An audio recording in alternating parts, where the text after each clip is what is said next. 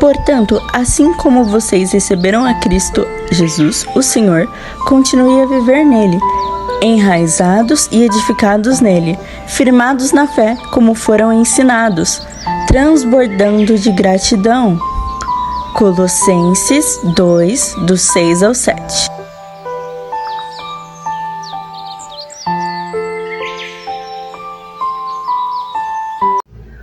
Bom dia! Estamos de volta com as nossas reflexões matinais enraizado em Cristo. Nós estamos chegando no capítulo 24 de 2 Samuel, quase fechando então a história do rei Davi, o homem segundo o coração de Deus. Hoje nós vamos falar sobre uma mão estendida. 2 Samuel 24 diz assim: Mas o rei respondeu a Araúna: Não, faço questão de pagar o preço justo, pois não oferecerei ao Senhor, o meu Deus, holocaustos que não me custem nada. E comprou a eira e os bois por 50 peças de prata. Esse capítulo 24 de 2 Samuel, ele nos dá a oportunidade de pesquisar um dos acontecimentos mais incompreendidos na história de Davi. Satanás, ele sempre quer fazer que nós acreditemos que Deus é injusto ou cruel, usando histórias bíblicas difíceis às vezes de entender. O capítulo 24 pode ser confuso, inquietante para nós, se não mantivermos uma coisa em nossa mente: não conhecemos todos os detalhes dos acontecimentos das Escrituras. Nem sempre temos as explicações para alguns fatos e atos divinos, pois o Senhor é soberano e Ele não nos deve explicações. Ele nos convida a viver pela fé e não pelo aquilo que vemos.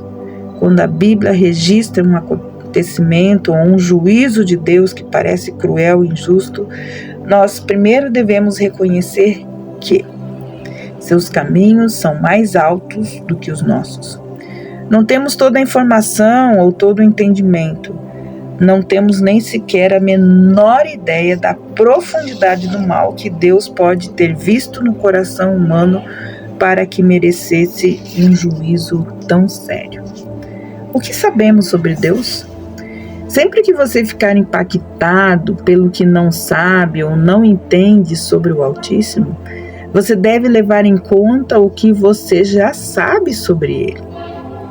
Seu coração e sua mente irão aquietar-se e então você será capaz de viver pela fé. Em 2 Samuel 24, nós temos uma oportunidade de exercitar isso, para que possamos lidar com esse tipo de dificuldade em estudos ou leituras futuras. 2 Samuel 24, 1 e 2 diz assim: Mas uma vez irou-se o Senhor contra Israel e incitou Davi contra o povo, levando a fazer um censo de Israel e de Judá. Então o rei disse a Joabe e aos outros comandantes do exército: Vão por todas as tribos de Israel, de Dan e Berseba. Contem o povo para que eu saiba quantos são. Assim como Davi, Joabe era uma personalidade muito complexa. Ele pôde assassinar o próprio primo e, em outras ocasiões, exibir uma fé inabalável no poder e na soberania de Deus. Por exemplo, quando ele pelejou contra 2 exércitos de uma vez, Joabe disse: Seja forte e lutemos com bravura pelo nosso povo e pelas cidades do nosso Deus, e que o Senhor faça o que for da sua vontade. 2 Samuel 10, 12. Por vezes, Joabe se mostrou também criterioso quanto aos erros de Davi. Quando o rei invocara Joabe, nunca temia confrontar o seu comandante. Ele dizia: Mas por que, rei? Meu senhor deseja fazer isso? Ele fez isso nesse capítulo. Quem ama, confronta. Davi se recusou a ouvir, ele ordenou o censo de Israel, mas a ação foi abortada quando ele percebeu que havia cometido um grande erro.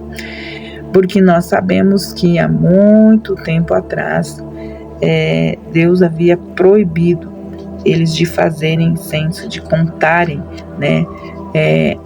o povo. Então, 2 Samuel 24, 10, 12 diz assim: depois de contar o povo, Davi sentiu um remorso e disse ao Senhor: pequei gravemente olha o que eu fiz. Agora, Senhor, eu imploro que perdoes o pecado do seu servo, porque eu cometi uma grande loucura. Levantando-se Davi pela manhã, o Senhor já tinha falado a Gade: vá e diga a Davi. Vá dizer a Davi: assim diz o Senhor, estou lhe dando 3 opções de punição. Escolha uma delas e eu a executarei contra vocês. As 3 opções eram terríveis: 3 anos de fome, 3 meses de derrota na guerra ou 3 dias de pestes na terra. Davi preferiu cair na mão de Deus do que cair na mão dos homens. Nos 3 dias de pestes, 70.000 israelitas morreram. Como você vê, temos a oportunidade perfeita de aplicar o método do estudo bíblico que sugeri: julgar o que você não sabe ou não entende pelo que já sabe. Veja aqui pelo menos 2 situações que Satanás poderia torcer para provocar a dúvida ou medo no leitor: o papel de Deus no pecado de Davi e a punição que parece desproporcional ao erro. Primeiro ponto, o primeiro versículo do capítulo 24 diz que Deus incitou Davi contra o povo, levando-o a fazer um censo de Israel a Judá. Uma rápida olhada nesse versículo pode levar-nos a imaginar por que Deus pediria que Davi fizesse algo que resultasse em morte de pessoas. Assim como o Senhor inspirou os 4 evangelhos para contar a história de Cristo encarnado, ele registrou muitos episódios do reinado de Davi, tanto em 2 Samuel como em Crônicas. Podemos entender melhor os episódios e esses acontecimentos comparando então com outros relatos. Lá em 1 Crônicas 21:1, lança luz sobre o que aconteceu, o que ocorreu com Davi. 1 Crônicas 21 diz assim, que Satanás levantou-se contra Israel e levou Davi a fazer um recenseamento do povo. Então, quem incitou Davi ao pecado? Deus ou Satanás? Quando você se deparar com algo que não sabe, pense naquilo que você já sabe. De que forma as passagens seguintes da Bíblia lançam luz sobre o nosso entendimento? Tiago 1, 13 e 14 diz assim: quando alguém for tentado, jamais deverá dizer: estou sendo tentado por Deus, pois Deus não pode ser tentado pelo mal, e a ninguém tenta. Cada um, porém, é tentado pelo próprio mau desejo, sendo por este arrastado e seduzido. Já em 1 Coríntios 10, 13 diz que não sobreveio a vocês tentação que não fosse comum aos homens, e Deus é fiel, e Ele não permitirá que vocês sejam tentados além do que podem suportar. Mas quando forem tentados, Ele mesmo lhes providenciará um escape para que possam suportar. Então, por meio dessas 2 passagens, podemos saber que Deus não nos tenta. Ele pode permitir que sejamos tentados para testar, para provar ou nos ajudar a crescer, mas definitivamente não nos tenta. Pelo contrário, quando somos tentados, Ele sempre nos dá uma via de escape. Então, nós devemos considerar o segundo tema que Satanás, como autor da confusão e da dúvida, pode usar: a punição, dizendo que a punição pareceu desproporcional ao delito. Mas se nós formos estudando esse texto e as coisas que foram acontecendo anteriormente, nós podemos entender. Com base no livro lá de Deuteronômio, podemos concluir que o pecado de Israel contra Deus o enfureceu. A passagem de Deuteronômio 28, de 1 a 24, que você pode ler, contém as promessas de bênção ou maldição. Em geral, o Senhor prometeu bênçãos para a obediência e maldição para a desobediência. Nós não sabemos o que Israel fez para deixar Deus tão irado, mas sabemos que o seu juízo foi condizente com o que ele havia prometido para a desobediência aos seus mandamentos. De alguma forma, Israel desobedeceu gravemente ao Altíssimo. Por que então o rei estava errado? Então, nós podemos pensar em várias coisas que Davi fez que provocou. Primeiro, ele abandonou o trono que Deus lhe dera e não acreditou que o Senhor pudesse lutar por ele e as suas batalhas. Ele não ficou na brecha para interceder pelos pecados do povo. Tinha motivações erradas para convocar esse censo. Amados, que nós possamos buscar ao Senhor e sempre procurar entender quem Deus é.